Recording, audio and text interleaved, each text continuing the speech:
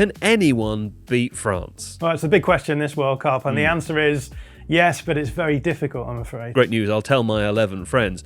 How would they do it, though? Well, I think the difficulty with France is that most teams have a weakness either on one side of the ball or the other. Some teams are going to be more comfortable if they're able to have the ball, and if you can destabilise them in possession phase, that's a good way of causing them problems. Other teams are going to be more comfortable without the ball and causing a bit more chaos and generating a little bit more of a problem that way. So the issue with France is they can basically deal with not having the ball, with having the ball, and it makes it very tough to find ways of causing them problems. Yeah, it's quite difficult to destabilise a team that don't have a system, Jon.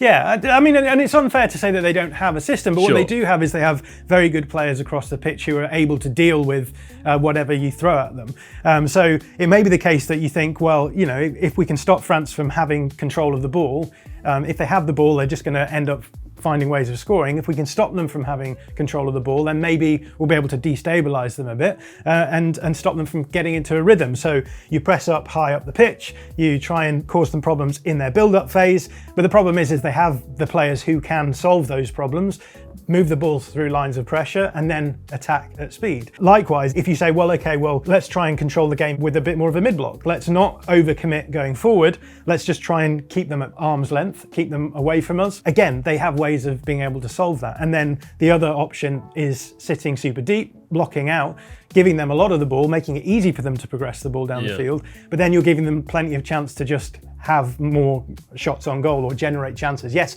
those chances should be lower, but you know, they're eventually probably going to cause you some problems. Got it. So those are all the ways not to beat France. Yeah. How do you beat France? Well, then, I've Jon? actually got an example of someone not beating France on the board in front of me, so sorry about that. But here's a situation. We've got Morocco in that mid-block, sitting, you know, pressuring around the halfway line, allowing France to have the ball, but not overcommitting, so they're not leaving too much space that can be opened out. The ball is then passed to Upamecano, who carries the ball forward to already start creating some of those tensions we talked about. So it's worth noting that they are running some of the same sorts of routes that we've talked about Spain being able to do, right? Where they're able to manipulate the opposition and generate these advantages. So in this instance, you can see Koundé is going to run inside, force the wide player narrow. That's going to give nice access to Ousmane Dembele on the wide channel here. And then the ball is actually played to him. Koundé carries his run on deep. That draws the Moroccan players deeper and opens out the path to Manu Kone, who is then able to switch the ball to the other side. And then we end up in this scenario where Doué can play the ball through to Lucas Digne here, and you're in this situation where you've actually forced a low block. So you've started out in a mid block, you've been forced into a low block. If you're going to try and manipulate France in that way, they're going to find ways of causing you problems. Right. Then up against a low block, they have, you know, solutions here as well. Not just because they have players who are making runs in behind, but because they have players like Kylian Mbappe, Michael Olise, Ousmane Dembele, Desiré Doué. All of these players we've talked about, not only have they got, you know, tactical ideas, so they use a lot of runners in behind to stretch the block. They'll play the ball side to side to try and pull it one side to the other. They also just have incredible players. So when Lucas Digne plays the ball into the box, Mazraoui actually clears the ball out. They win the ball back, and they're able to counter press quite well as well, which is like another factor where they're pretty good. And we get this situation where Doué takes the ball down, plays the ball through to Kylian Mbappe, and he's got 5 players around him here. He can still find the bottom corner, and from a situation where you're low blocking, you've conceded a goal. Right.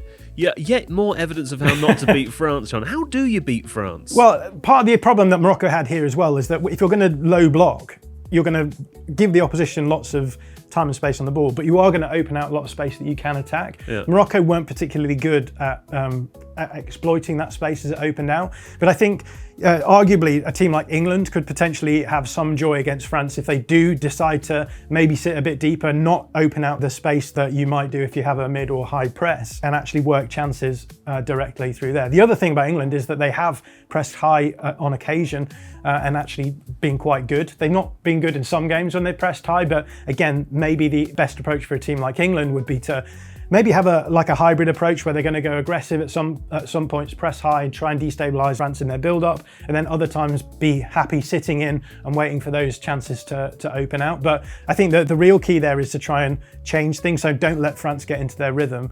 Don't make it so you're saying we're going to sit deep the whole time, just allow you to break us down that way, or press high the whole time and then leave space in behind. It's got to be a little bit more, I think, smart. You've got to decide to pick your moment. So that's one way that England could potentially beat France. Okay, a little bit of everything, introduce some chaos into the affair. Yeah, that's for a team who are comfortable playing without the ball a lot, but the other option is, what about trying to stop France from getting the ball, right? What about a team like Spain who are facing them in the next round, where, as we've seen with Spain, what they do is they're able to retain possession of the ball. And the beauty of that is that if you can retain possession of the ball long enough and well enough, you're actually doing defending with the ball. You're not allowing them to have it. But again, there's lessons to be learned from Morocco, I think, in that situation, because in the Morocco game, Morocco did have some situations where they were in those possession scenarios in the opposition half, trying to cause problems for France, and they learned the hard way that actually you can't always defend the conditions that you're creating in these situations. So here's a nice situation. So Morocco playing left to right here, and they've just played the ball in the box to Ayoub Bouadi, who has lost the ball, and the ball is going to be played out by William Saliba. He's just playing it out. And the thing to notice here is that Morocco have a really nice defensive structure. We call this rest defense, right? Because they're going forward, they're attacking, but the rest of their players are in a nice defensive structure. So if they lose the ball, they're really nicely situated. The ball comes out, and actually Hakimi gets to the ball first, takes a really poor touch, and then Desiree Doué is able to tackle him. Now in this situation still, you look at this and you think, yeah, in terms of rest defense, this is quite a nice structure. You've got only the 3 French players who are able to really attack here against basically 4 or 5 Morocco players. You could make arguments that maybe some of these players should be more tightly marked, potentially, but I think most coaches would be relatively happy with this structure. But from here, because Elise has space and time on the ball, you get Dembele and Mbappe with Elise running forward, and they generate a chance quite comfortably. Now in this situation, I think there's arguments that Morocco make poor decisions. So again, this isn't to say that the tactical approach is bad, but the actual enactment of the decisions that the players make is what pulls it apart. Issa Diop here, who's tracking Mbappe, I think is worried about the fact that no one can get to Elise to stop his forward momentum, and so he comes across, and in doing so opens out the pass to Mbappe. Makes it a lot easier. Straight line speed, Mbappe is going to beat anyone in this line to get to the ball, and that's what ends up happening. Now Diop is coming across to block off Elise.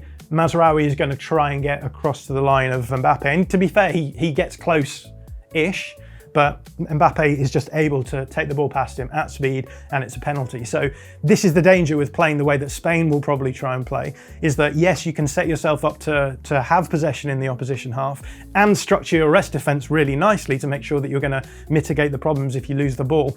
France can still find solutions to that with the players they have in their front line. So yes, I do think that for a team like Spain, this is how they will play. It's the best chance they have of beating a France. But even if they do that, they're still reliant on these moments where actually France can just run down the other end quite comfortably and score quickly. So France are in that situation where if you give them time and space on the ball, they'll build up, they'll retain possession, they'll slowly break you down. If you don't give them any of the ball, they'll be like, fine, we'll sit deep, we'll wait for the breakdown, and then we'll go at pace as well. So yes, there are ways of beating France.